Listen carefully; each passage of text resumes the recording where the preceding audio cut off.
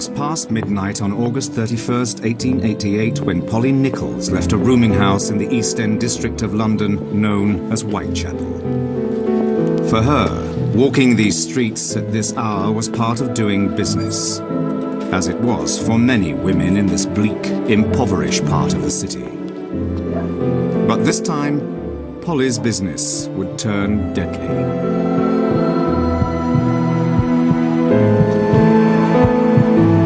Somewhere in the darkness, she met a knife-wielding stranger with a ruthless motive.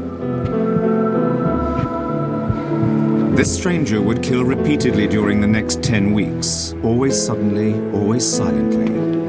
And with each victim grew a murderous legacy that spread suspicion, fear, and panic.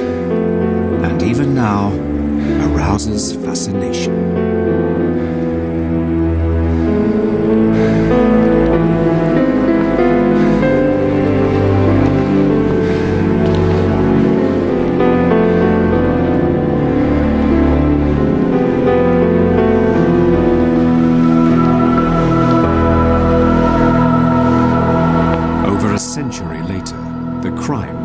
Unsolved and the stranger's identity unknown, except by a name that's become synonymous with evil.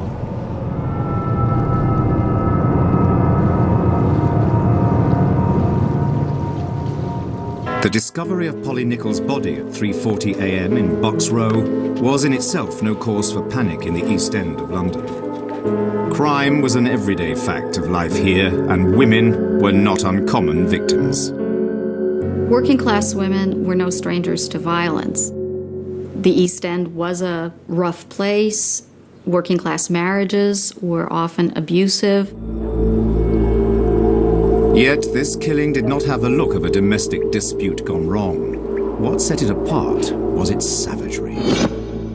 The murderer made 2 deep cuts along Polly Nichols' neck, nearly severing her head from her body.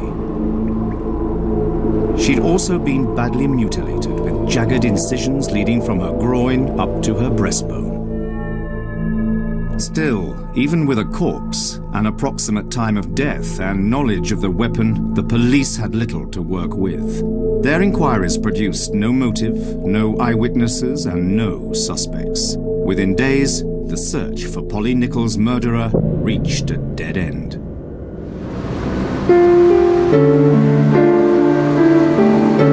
But today, many are still hot on the killer's trail.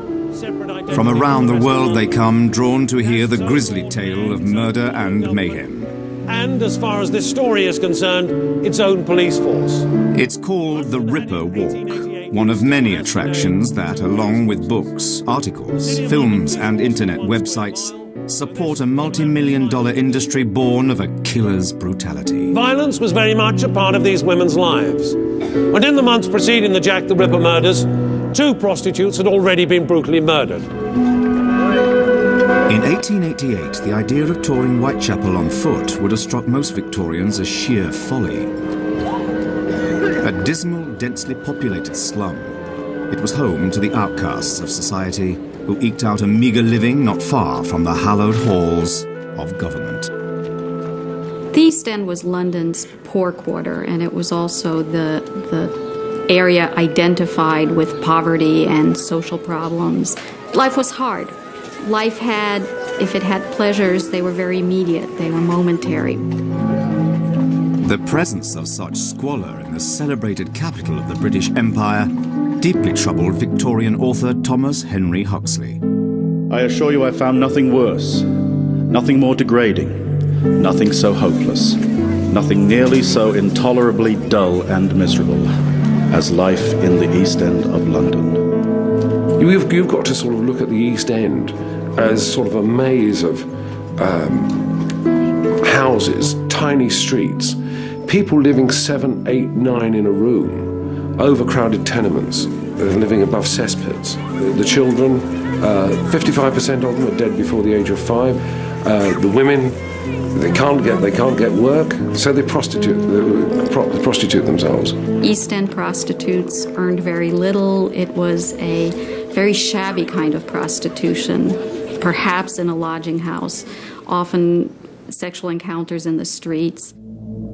So notorious was the area, it was known as the evil Quarter Mile. Now that same Quarter Mile draws amateur sleuths and curiosity seekers who walk many of the same streets and see many of the same sights as the world's first widely known serial killer. Most of the Ripper's victims were women in their 40s who, for one reason or another, had abandoned lovers, husbands, boyfriends, families, and taken a living on the streets. In appearance, their faces were puffy from drinking too much gin. They had cuts and bruises on their faces. They had teeth missing. You could buy an East End prostitute for 3 pennies, 2 pennies, or a loaf of stale bread. 9 days after Polly Nichols' murder on September the 8th, another brutal slaying occurred in Whitechapel. This time, the victim was a woman named Annie Chapman, an occasional prostitute who worked a local market area. Behind me is the old Spitalfields fruit and vegetable market, built in 1887, 1 year before the murders. And until it closed down some years ago, it was still one of London's main fruit and vegetable markets.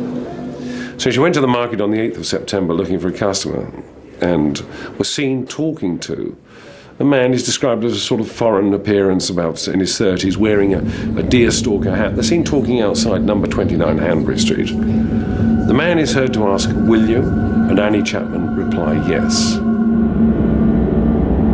It was a short time later that Chapman was found in the backyard of 29 Hanbury Street, having been murdered.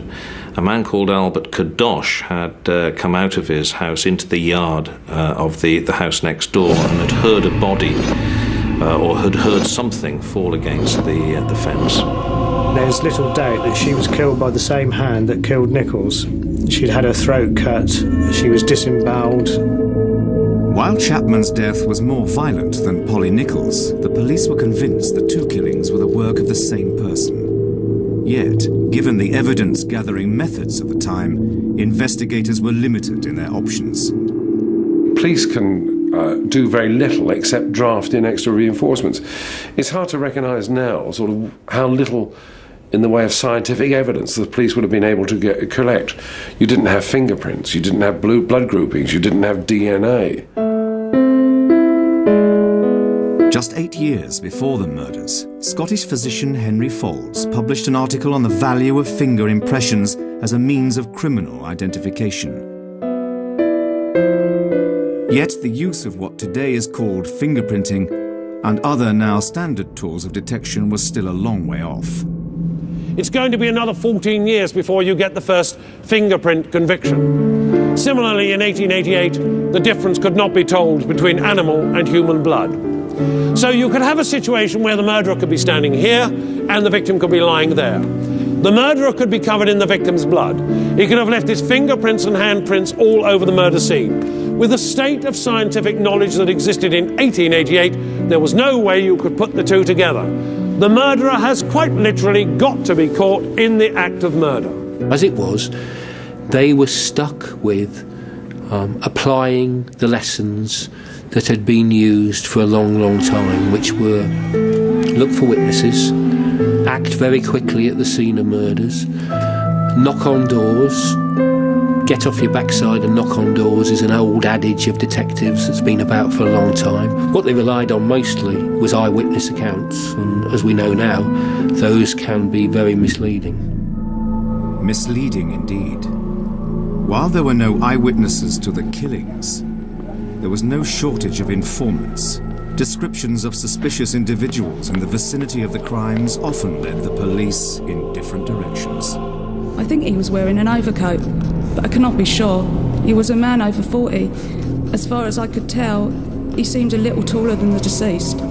He had a hard billycock hat. He had a blotchy face and a carroty moustache. He was a fine-looking man. He wore an overcoat with a cape, high hat, not a silk one, and a Gladstone bag.